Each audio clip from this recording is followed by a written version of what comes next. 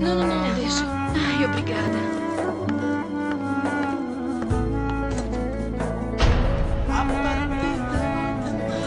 Max, eu não entendo o que é isso.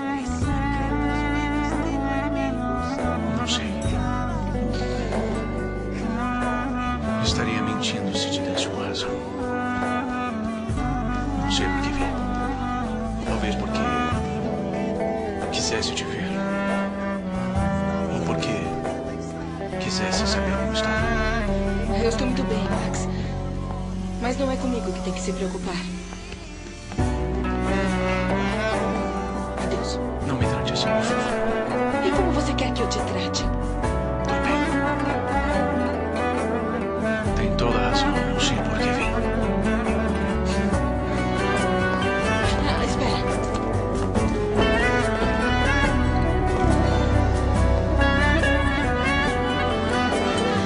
Antes de falar dos seus sentimentos, eu quero que pense por um instante que eu te dei tudo que se podia dar. Eu te dei meus sonhos, minhas esperanças, meu amor e o melhor de mim como mulher, porque eu te amei com o meu corpo e te amei com a minha alma.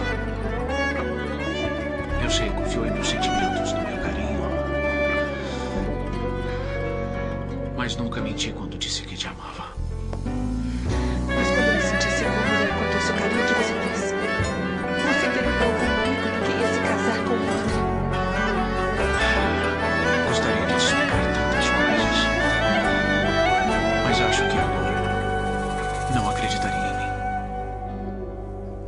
Já está decidida a não confiar em mim. Tem toda a razão. Por isso é melhor você ir. Porque você está em lua de mel. E sua esposa está te esperando. É melhor voltar para ela.